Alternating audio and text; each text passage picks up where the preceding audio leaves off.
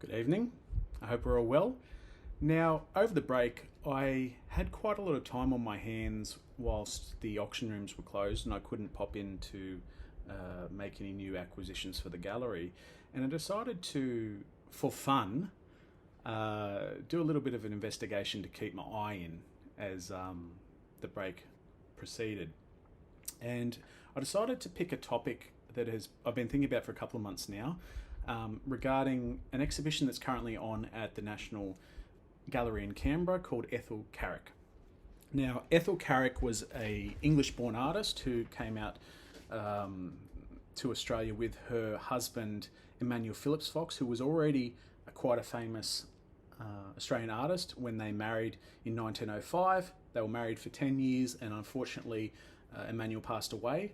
And for the next 37 years, Ethel decided to promote her beloved husband's art to a fault, actually, to the detriment of her own career and her own art, even though she continued to exhibit herself and paint all around the world, specifically in France. Now, as someone who's been in this industry for quite some time now, I've always known this artist as Ethel Carrick Fox, not Ethel Carrick. And I've been lucky enough to handle several of her paintings over the years and even own and sell some of her paintings through the gallery. And I've always known her as Ethel Carrick Fox. And quite a few of the people who also work in this industry are also a bit confused why Ethel Carrick is the name of this particular exhibition. And I was very interested in understanding why the exhibition was titled as such, and it is in line with the current exhibition that is on the Know My Name initiative, which has been going for a few years, which is a fantastic initiative by the National Gallery in Canberra to promote undervalued and underappreciated female Australian artists. It's been going on for a couple of years now, and this is one of the spin-off exhibitions. And to be honest, it's a fantastic exhibition, but I'll talk about that soon. But I decided, well, how am I going to get to the bottom of understanding why it is titled as such? And I responded to a normal post that was on Instagram from the National Gallery, and they gave me a response as to why their motivations, why they decided to choose this name for the exhibition, which is different to my opinion, which you're entitled to that, but you've got to have the evidence to back it up. And so this is the response post that they posted on a public forum so everyone can see. And I decided, well, how about we pull it apart? So firstly, in most of her exhibition catalogues and newspaper reviews from Carrick's own time, she called herself Ethel Carrick, often putting Mrs. Phillips Fox in brackets. This signals her intent to be considered as an artist in her own right. And that's quite fair, because a lot of artists at that time, female artists, were actually married to other male artists, and in most cases had to take a back seat to their careers, as Ethel did. But in some cases it was by choice after Emmanuel passed away. And that is quite a fair argument that she's used Ethel Carrick and then in brackets next to Mrs. Phillips Fox. However, the reference point is still there, as it should be in this Canberra exhibition, where it shouldn't just be Ethel Carrick, it should be Ethel Carrick and Mrs. Phillips Fox in brackets, or Ethel Carrick Fox, as I have known her and most of the art community have known her for many years. So actually, if it's in most of these newspaper reviews, I decided to go and check Trove, which is a publicly accessible database of articles from back when Ethel was alive. And I looked through from a period of 1900 when she started her career up until 1952 when she passed away. And from this graph you can see there were about 200 articles, and 64% of them were referencing Ethel as Ethel Carrick Fox or Mrs. Phillips Fox alone. And that's quite a large percentage in comparison to Ethel Carrick, Mrs. Phillips Fox in brackets, which was only 30%, and Ethel Carrick alone only 7%. And I was being fair actually, because the Bulletin, they referenced her most prolifically. They actually had over 20 articles, and they referenced Ethel as Ethel Carrick Fox, so I took that out. It would be a much higher percentage if I added them in. And if you note in the background, there's an image of an open magazine, and that's actually the Lone Hand, which was a very popular magazine around Australia at this time. And at the exhibition, this magazine is open at this page, and alongside a edition of Art in Australia, and both reference, ironically, Ethel as Mrs. Phillips Fox and Ethel Carrick Fox. No, it wasn't just Ethel Carrick. And also in the cabinet was this letter written 20 years after Emmanuel's death. And in this letter, she has signed her name Ethel Phillips Fox. Now, at this point, she didn't really need to be known as Emmanuel Phillips Fox's wife, but in her letters, on a personal level, I started to see a theme happening. And that's something you see with Ethel, that over these years, it's been very confusing for biographers and researchers, thinking that there's no method to her madness, if you call it. I wouldn't say madness, because she wasn't mad. She was fiercely independent, but she wasn't mad. But she definitely knew what she wanted when she was writing and referencing herself and naming herself. In Carrick's solo exhibition in Paris in 1928, she is referred to as Ethel Carrick, as she was for many of her Australian shows. The first and only other Carrick retrospective at Geelong in 1979 was also titled Ethel Carrick. Okay, so let's look at the first exhibition in Paris in 1928. Sure, it is known as Œuvre de Ethel Carrick, Madame E. Phillips Fox. However, all of the paintings on the right there that were presented in this show, at this point in time, she was only signing her paintings Carrick Fox. She wasn't signing them Carrick, she was signing them Carrick Fox. So it is very unusual that she would name the show Carrick, Ethel Carrick, yet all the paintings are signed Carrick Fox. Now, within the gallery environment, it is a negotiation between the owner of the gallery and the artists themselves, and they need to negotiate how we are going to market our artists. Now, this could have been, this is most likely a choice by Ethel herself to be presented this way, but there is always the chance that the gallery owner saw that Ethel Carrick was more marketable. Reason being that she'd been living in Paris for quite some time on her own since her husband's death in 1915. She'd been doing a lot of charity work, and she'd been teaching a lot of local students, so she had a profile in Paris.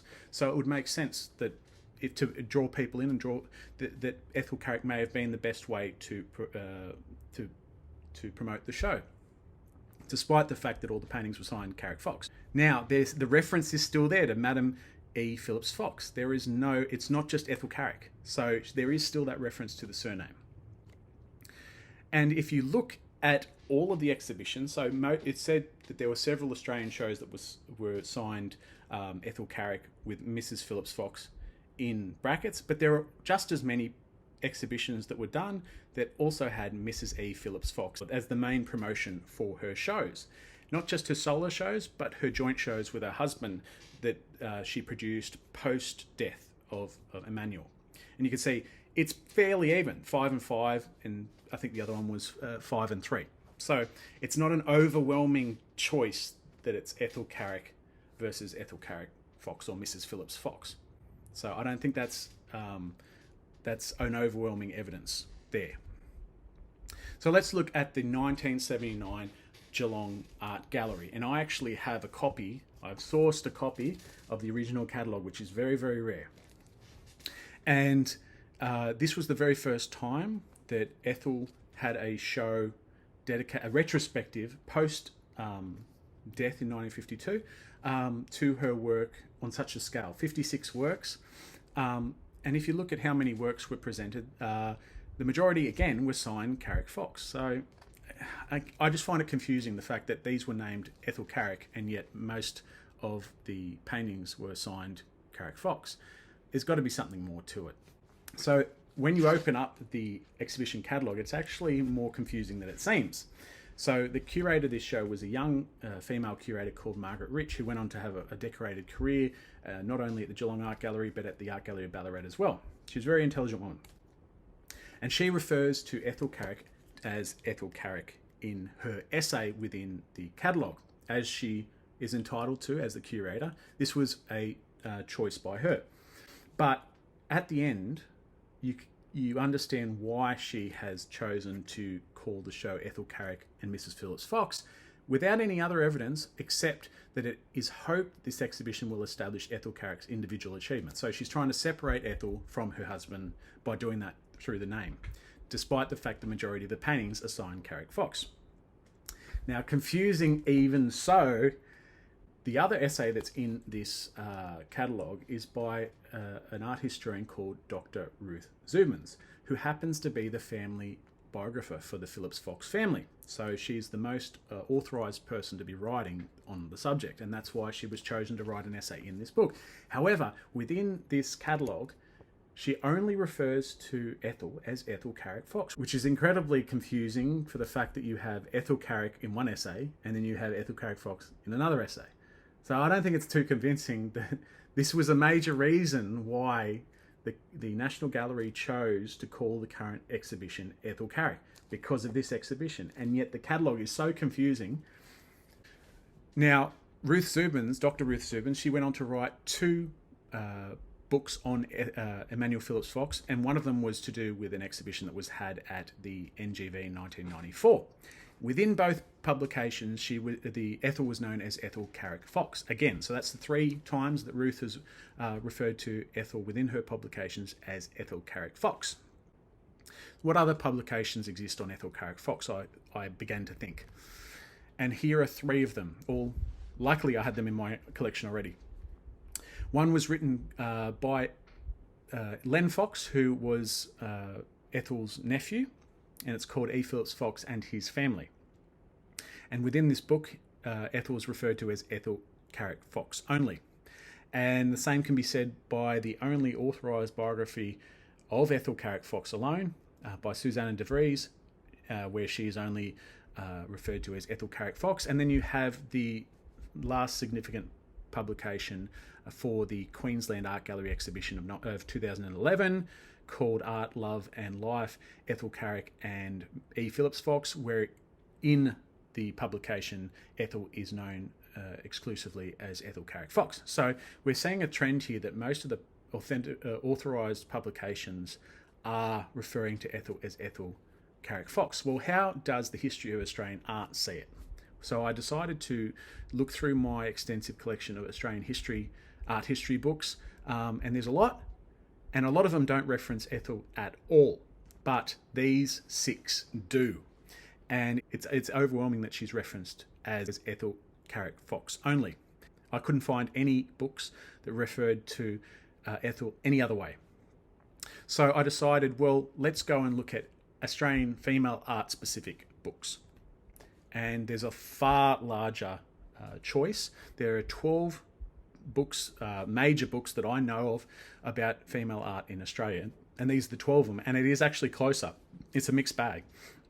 You see that there are 7 of these books Ethel is referred to as Ethel Carrick Fox only, and 5 of the books she is referred to as Ethel Carrick. So, and justifiably so, because most of these books were written by female art historians. However, the 3 most significant and revered books on Australian female art, which are Odd Roads to Be Walking, which was a fairly recent book, Heritage, which is my Bible and should be your Bible if you're interested in female Australian art, and More Than Just Gum Trees by Juliet Pears.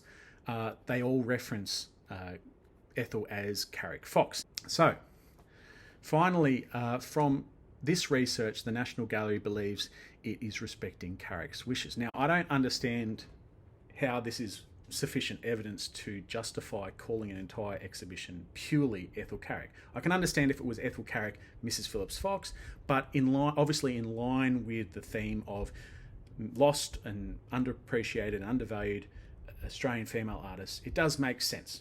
But I do not believe it was the wishes of Ethel Carrick Fox to be known as anything else. So let's look a bit deeper in investigation that I've been doing in the last week, only in the last week, and I've been able to pull up all this information. So let's look at Ethel's obituaries. These were all the obituaries that were written when she passed away. And every single one of them refers to Ethel as Ethel Fox, Ethel Phillips Fox, or Ethel Carrick Fox. And these are the only ones that are out there. And if you go to her death certificate, she's known as Ethel Fox, and her will, which was done 2 years later, she is known as Ethel Phillips Fox. And also, here are her grave markers in the Springfield Botanical Cemetery, where she is known as Ethel Fox on her marker. She had 37 years after her husband passed. She had every opportunity. She didn't have kids. She didn't have any motivation to hold that name, other than that she chose that was a name that she wanted to hold onto for the entirety of her life. She never remarried, and she never changed the name. This was how it ended. So the next stage of the investigation was to actually go to the exhibition. So I took a train down to the exhibition. Now, let me be clear. This exhibition is absolutely fantastic to view. Dr. Deborah Hart has done such a great job in collating 135 works together from private collections, significantly from private collections, but also institutions all across Australia. And it is a sight to behold. It is a very detailed exhibition, and it's done in a chronological order, so it's very easy to walk through. You get to see the progression of her career. But it's these details that I'm more concerned with in her legacy is the name. So let's continue. Now, from the institutions that contributed works, there were, of the 135 works, over half, so 71 works were lent to this exhibition, the most being by the Chow Chak Wing Museum at Sydney University, which is one of my favourite galleries. They had 15 works that they offered up, and it's very cool to know that they had so many works. They had more works than the NGA itself from Ethel's catalogue. But something that I noted that in the promotion of the show quite a few weeks ago, Michael DiGastino, who's the director of the Chow Chak Wing, was present in one of their promotional videos. And within that promotional video, Michael himself refers to Ethel as Ethel Carrick Fox. And by the end of this little video, you have the National Gallery doubling down and referring to the work as Ethel Carrick. And here is an example with this graph that out of the 19 institutions that supplied works for this exhibition, 12 of these institutions still on their website and in their material refer to Ethel as Ethel Carrick Fox. And only 7 refer to her as Ethel Carrick. So there is, it's coming across, there's no uniformity across Australia. There's no uniform decision as what this artist should be called. So in talking about how Ethel signed her works specifically, now she was known to sign as Carrick, she was known to sign as Carrick Fox. So two different types, or quite a large majority were unsigned works. So the next stage is to understand, well, at what points in time did she sign? Was it a bit of both? She was signing at all times. Now, I thought it was common knowledge that Ethel signed her works preceding her husband's death in 1915 up until her death in 1952, exclusively Carrick Fox. That was my perception. I thought that was a common knowledge thing. And doing my research, I found out that I must have made that up. But it's based upon experience of dealing with these artworks themselves. Now, I still believe that. And so what I did was, this was the perfect opportunity where I could do an actual count within this exhibition. We have 135 works here that we can demonstrate that she had method to how she signed. And the first one was obviously previous to her marriage, she only signed works Ethel Carrick. That's clear because she didn't know manual at that point. And there are 4 works that precede their marriage. In this graph you can see 2 were signed Carrick, 2 were unsigned. So very common, as I've explained, that she would not sign works at all. Then we move to the point of time where during her marriage from 1905 to 1915 there was a bit of a mix. There was 20 out of the percentage, there was 60% of the works were signed Carrick, that's 37 works. There was 20 unsigned works, and there was also 6 signed Carrick Fox. Now, from 1916 to 1952, when she was a widow, I counted every painting that was on the wall that fitted within that period. And 92.4% of these paintings were signed Carrick Fox. 4 were unsigned, and only 1 was signed Carrick, which is a bit of a pain in the bum, because my theory almost works. If you look at it, my theory almost works, but there's this one painting that gets in my way. And I thought I was the only one to figure out that this was a thing. But I actually went to Len Fox's biography and found out that he picked up on the fact that it says, after her marriage, she accompanied her husband on many painting tours, and after his death, continued to paint in a number of countries, usually under the name Ethel Carrick Fox. So he picked up on it. None of the other biographers picked up on it. But this was the perfect situation to prove that that was right. However, there was this one painting that was in my way, and it wasn't just any painting. It was the record-breaking painting by Ethel. It was called The Market. It's the largest, one of the largest pictures she ever produced. It was purportedly painted in 1919, and it has sold multiple times, and on 3 separate occasions it has sold for a record amount, as you can see on the right there. Now, when we're looking into the provenance behind this picture, the fact that it's signed Carrick and it's past the point where Emmanuel's died, and it's against my theory that every work after Emmanuel died was signed Carrick Fox. I needed to disprove this painting. So I looked at the provenance first. So the provenance first pops up when the painting sold for the very first record time. It came out of nowhere in 1999. So in reference to that provenance, in Sotheby's, they also came up at a later date with a provenance linking it to possibly an exhibition that was undertaken in 1938. Now, in those days, Ethel's paintings were notoriously hard to date because she painted very similar subjects, and also because she was the titles weren't clear. They were similar subjects, and they're catalogued in French and catalogued in English. They're all over the shop. So it's very hard to track down exactly what painting, unless there's a description. But nowhere is this description for this particular painting, only a possibly from this 1938 exhibition. So the last time this particular painting was exhibited after it was first bought at Sotheby's was at the Queensland Art Gallery retrospective of Ethel and Emmanuel. And it actually was the cover piece. And within this catalogue, the painting uses the provenance, or the questionable provenance, that was provided by Sotheby's. And it wasn't questioned, and that's what it has remained since. Let's look at the signature. So this is the main point of this picture and how it is being catalogued for all this time. If you look at the painting Carrick, right? Now, my belief, I'll say it again, is that paintings after 1915 were signed Carrick Fox exclusively. This painting seems to be signed 19. However, you look closer. Now, you can see a 9 there. That's what it looks like. But I know better. And my experience of many years of looking at signatures, you got to look at precedent works. So I decided to take photos of every single 9 on other paintings around the entire exhibition. And I came up with 12 examples of the number 9. And you can see every single one of those 9s is done with 2 strokes, and it's 1 stroke up, 1 stroke down.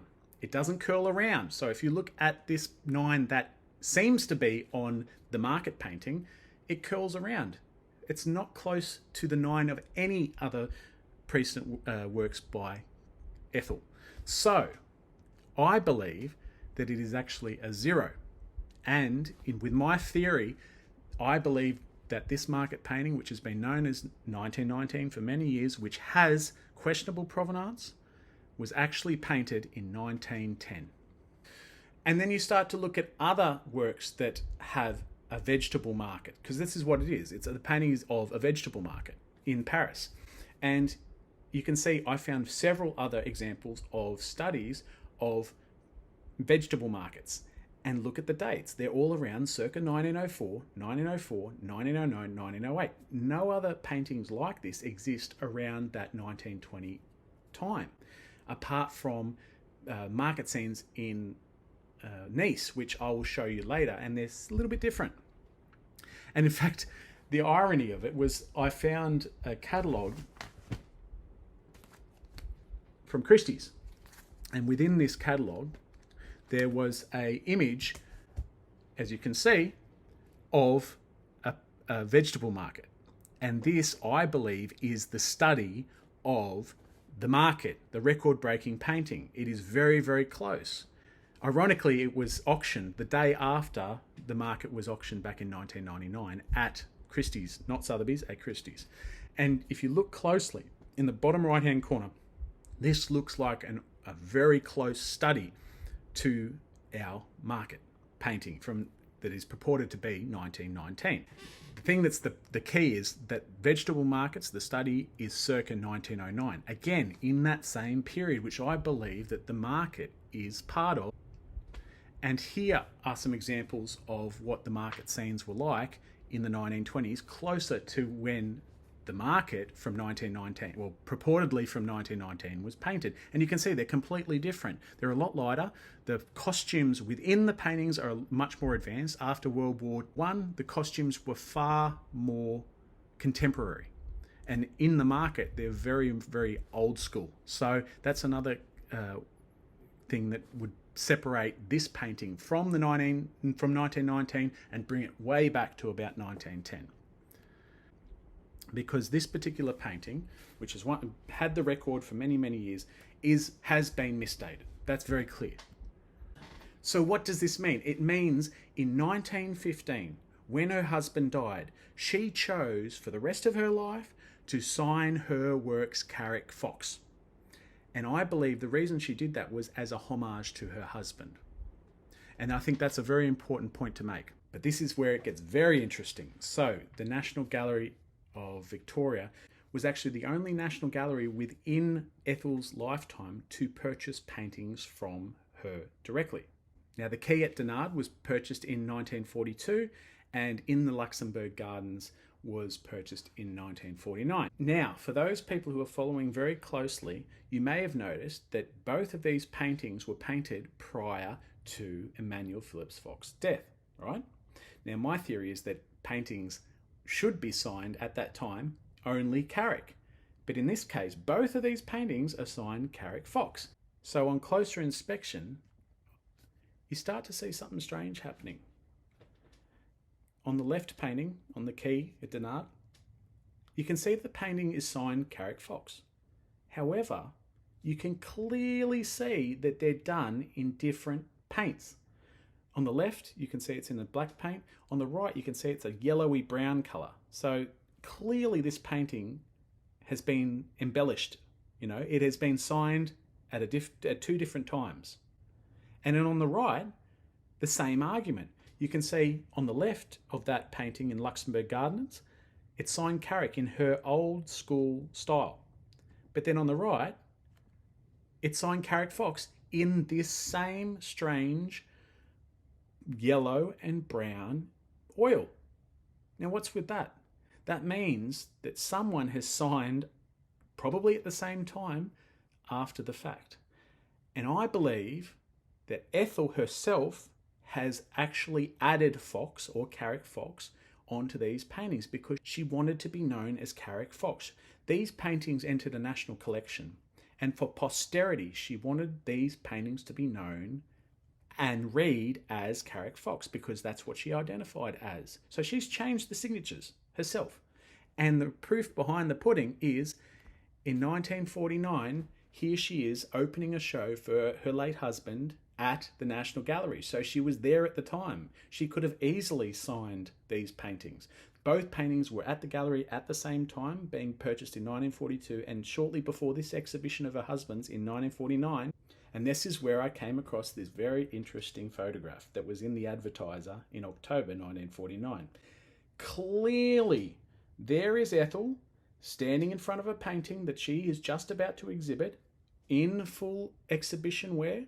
She is holding a palette, she is holding a paintbrush, and I have no question that she is changing the signature on this particular painting to Carrick Fox. Now, I haven't been able to find this particular painting, and doesn't appear in any of her catalogues, but I'm certain at this point in her life, shortly before she died, she was actively signing any painting she could get her hands on that was signed Carrick to Carrick Fox because she wanted to be known as Ethel Carrick Fox for posterity.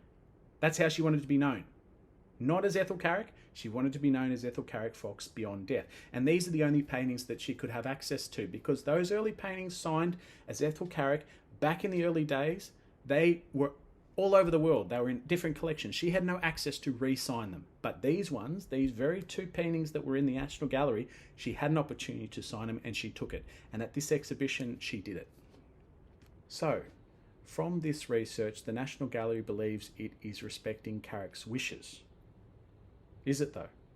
I've just provided a lot of information. Now, one of the quotes that appears in Know My Name, right? It's a very touching quote about Ethel's marriage to Emmanuel. It reads, "My marriage has never made any difference to my work, and instead of losing my individuality, I have developed it. I think one reason why we work so well together is that we always put our art before everything else. That comes first, anything else after." Okay, perfect. That's a great quote. However, it's only a partial quote. Now, this is the full article from The Sun, November 9th, 1913, 2 years before Emmanuel's death, right? So this not only refers to Ethel as Mrs. E. Phillips Fox, it also adds in a little bit more insight into their marriage. I know many cases of happy artists' households in Paris, and quite a number where it has been through the wife's devotion and sympathy that the husband has succeeded to fame. I think one reason why we work so well together is that we always put our art before everything else, and that comes first, anything else after. So it just nails it down to the fact that this lady adored her husband. She was devoted to him, and she supported his career even before he passed, and even more so after she passed. I believe that she, for all the reasons above, kept that name and chose to sign her works Carrick Fox from then on as a homage to her dear husband. She wanted to be known as Carrick Fox. She didn't want to be known as Ethel Carrick from then on. It is very clear. She had many chances to change her name across the years. She had many chances to sign her works only Carrick, but we've disproven that. She wanted to be known as Carrick Fox. There was no one holding a gun to her head to say otherwise. Now, on the right there, they're in memoriam posts from the Argus newspaper in the years after Emmanuel died. So Ethel had been sending the Argus newspaper money every year to post an in memoriam ad in the newspaper for her beloved husband. She loved that man. So why does this matter, and why is it important? Well, it's important for these reasons. And I'm going to read it out because I wrote this one because I wanted to be eloquent. I didn't want to have to wing it. In every major retrospective showcasing and recording the achievements of any artist's work, institutions have the obligation to represent an artist and their legacy in keeping with their wishes. This must be the highest priority above all else. If the artist is not alive, the greatest effort must be made to find the most accurate evidence to respect their wishes. The National Gallery's unprecedented Know My Name initiative has aimed and succeeded admirably over the last few years in promoting undervalued and underappreciated Australian female artists, lost or neglected in our history. As someone who specialises in and has a deep passion for sourcing, acquiring, researching and promoting lost Australian female artists through my own gallery, I empathise with how tempting it must be to make artistic choices that satisfy this important narrative and initiative brief. However, each situation must be attended to on a case-by-case basis and rely upon the dissemination of all known or discovered evidence. And I've done plenty of that. A buzzword that I've been seeing far too often in contemporary art writing and curation is the term nuance. Nuance is not based in reality. It's an assumption with no certainty. Nuance is certainly not hard evidence. So when nuance is used to make legacy decisions, statements, or labels about artists, most of whom aren't alive to defend such positions, it breaks into questionable ethical territory. I have been privy to several situations in the past few years where artists' families have been hurt and have been forced to defend their ancestors' legacies against misinformation and labels, most notably Joshua Smith and Ethel Spowers.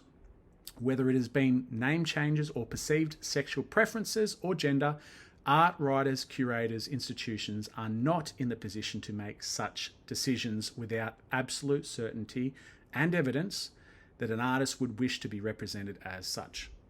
Only last year at the NGA, we had the controversial decision to rebrand Emily Kumware with a completely new name 27 years after her death, with very little consultation with her direct family, friends, and industry experts. This is a name which she was never known by during her lifetime and certainly didn't work under as an artist. Similar to this Ethel Carrick situation, the Kumware name change was certainly not uniform across Australia, and several galleries have retained the original spelling to this day. Despite going alone, this one major controversial change has now been adopted and elevated onto the world stage with the upcoming Emily Kumware retrospective at the Tate Modern. Very questionable if you ask me. So why am I harping on about all this? Well, this is a sliding doors moment in Australian art, locally and abroad. If we let these two questionable and undemocratic creative choices pass with very little supporting evidence, it opens the door for further changes in future, which will compromise factual information in favour of creative licence and manipulation. In future, will we be calling Margaret Preston by her maiden name, Margaret McPherson? With these precedents established, there is always a chance, and it's a very slippery slope. In this particular circumstance, I've provided a large amount of thorough research and evidence pointing towards Ethel's desire to be unequivocally known as Carrick Fox in her death and for posterity. In the years following her husband's death, right up until her own passing 37 years later, it is clear she took active measures to establish her legacy by signing works exclusively Carrick Fox. The only evidence the NGA has provided are references to a few exhibitions, exhibition names with unverified motivations, and despite the fact the paintings themselves within these exhibitions were signed exclusively Carrick Fox. Exhibition names are ephemeral and will fade into dust. However, a signature on a painting, if authenticated, is an undisputable signed contract for eternity. So, institutions, please reconsider your position, and out of respect not only for the wishes of Ethel Carrick Fox, but also the countless pioneering female academics who have tirelessly promoted her work under Carrick Fox in their publications, please help the wish live on for posterity. This is important. Thank you.